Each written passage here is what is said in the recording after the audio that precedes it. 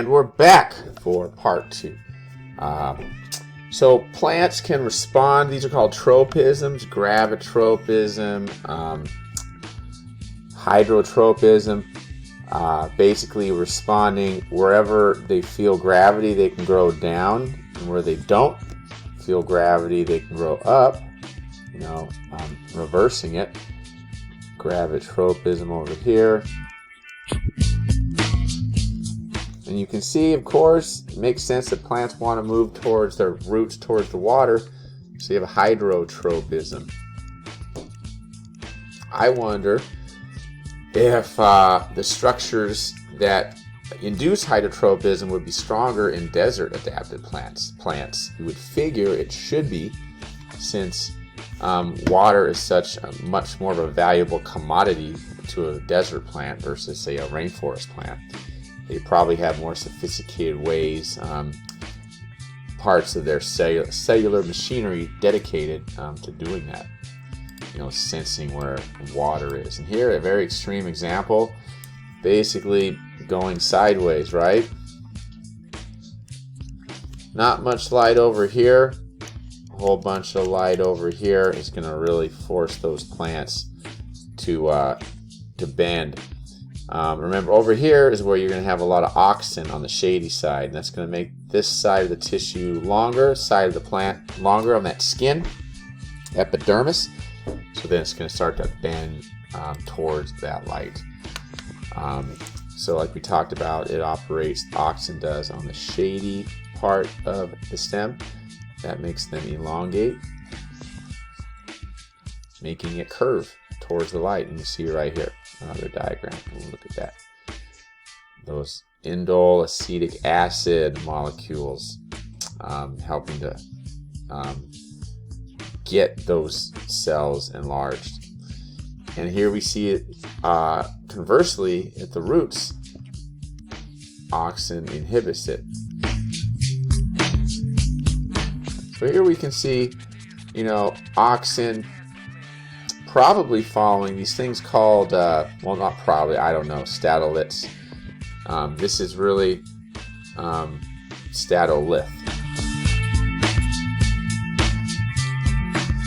These are structures in the plant that help to sense gravity.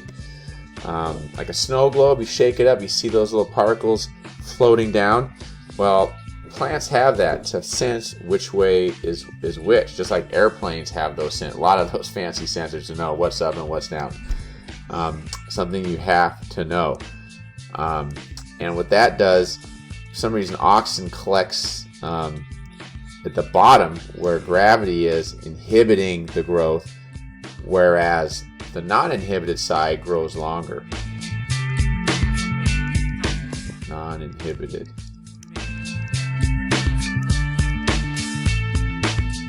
No inhibit of growth on the top, therefore it's going to grow longer.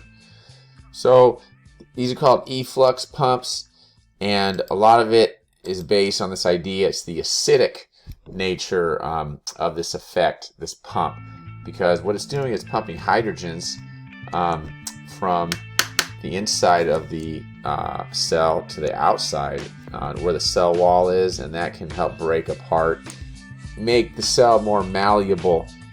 We know plant cells are pretty rigid. They really don't want to move that much because of the cellulose in the cell wall. So you need to have that cellulose loosens. And it's thought this kind of acid effect does that. And remember, when it comes to any hormone, protein in your body, it all comes from transcription, right? Transcription, when you go DNA and making an RNA copy, and then usually making a protein chain from that. So plant cells have these auxin receptors, which turns genes on or off, which then help to create these areas of growth in the plant. Grow towards the light, or towards towards the ground, away from gravity. So gene expression, the patterns, like I mentioned before, that's what transcription is. phototropins, photoreceptors, and there's a certain wavelengths of light can do this. Remember, you have different wavelengths creating different colors, right? Start with short wavelength, which are blues and purple, and then medium, you got yellows and greens, and then the longer wavelengths are your oranges and reds. And they control, these receptors control the transcription of genes.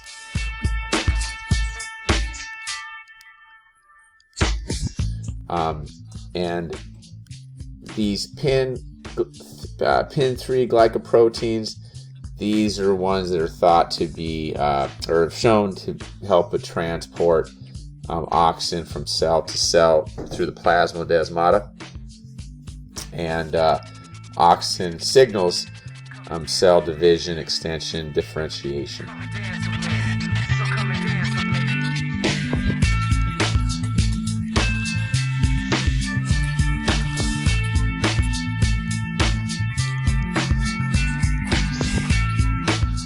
Okay, cell division, all you can see here. Oxygen-inducible gene expression.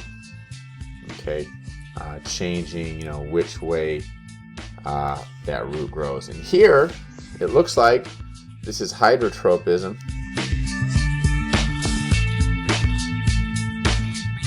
Moisture gradient this way, so you want to elongate that. And remember, in the roots, it's negatively impacted, so you have, if you have an increase in auxin, it's not going to grow as much. If you decrease the auxin, then it's going to grow more. Okay.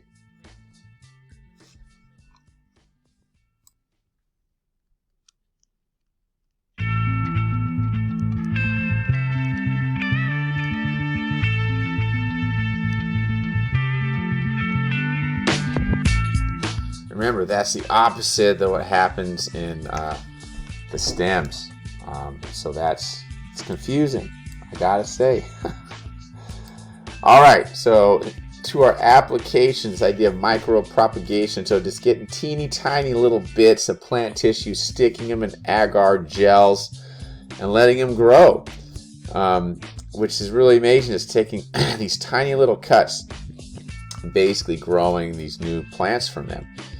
And the reason you might think you can that you want to do this is you can take one plant and just clone it like crazy. This plant you like, you don't want to change it all, you want to make tons of it, you can just clone it.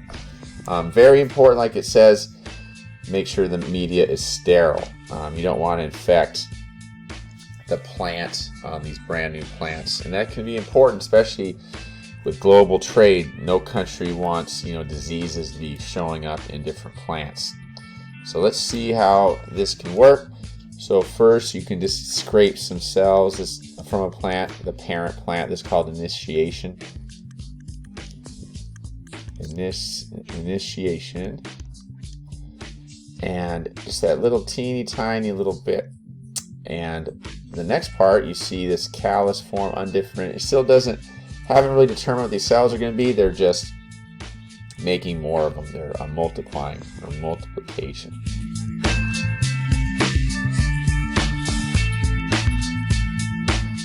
And we get to step 3. What does this look like? For your first thoughts looking at that. I thought you said roots. Those are the roots. And then you see the shoot formation. Okay, roots forming, and then the shoots.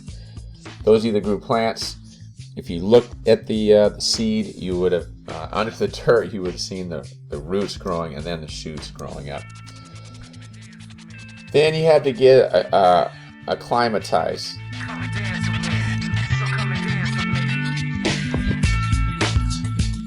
So you would put it in a greenhouse, and then you would gradually change those dynamics, those growth dynamics, to shift it towards where you would intend on growing that plant, so it doesn't get shocked when it goes back out into the world. So that's, you know, a real basic overview how micropropagation works. And here, this is often used for orchids, and you probably are aware of orchids. They're prized all over the world for beautiful flowers. And when you go to the Huntington, which this year, you guys, it's just next week, you're going to see the awesome number of orchids, and you should anyway, in the conservatory, in the big glass, fancy looking glass building next to the children's garden. And I really encourage you, look at all these orchids, take pictures. They're fascinating. And again, they can be virus free because you can take, if you take the apical meristem, remember it's the first thing that grows on a plant, so probably it's not going to be infected with anything. Not 100%, but probably not going to be infected. And you can be ensured it doesn't have viruses, and even if it did have viruses, as you're propagating it, there's ways you can test if, you know, the propagation went through virus free. And a lot of orchids can only do this, reproduce this way, because their reproductive parts have been minimized through selective breeding. So they don't have, you know, the pollen, the steels, the ovaries that are capable of even reproducing. Like you look at, it's not a great analogy, but dogs that we have, a lot of dogs do not have traits that help them survive in the wild. If humans went away, a lot of dog breeds would be done, because they're just like a bulldog. Teeny tiny little nose, you can't breathe out of something like that. Woo! So it looks cute though, that tiny little nose. No, bulldogs have a funny little sound because they can't breathe, because of what we've done to them. So I mentioned before, virus-free plants. Yay, people like that. Virus-free plants, because those apical meristems typically don't have any viruses. Only get the stuff you want. Faster. Less space, obviously. Look at how many plants you can pack in there. You can preserve species if they're about ready to die out. Easier than germinating seeds even, which is pretty easy actually. Can be stored in liquid nitrogen. You've probably heard of this thing called cryopreservation, right? Right up here.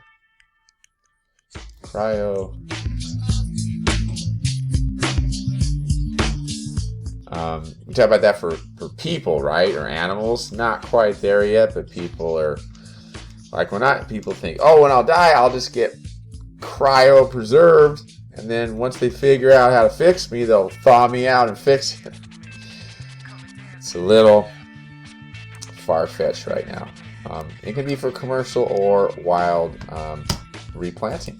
All right, so that finishes up 9.3.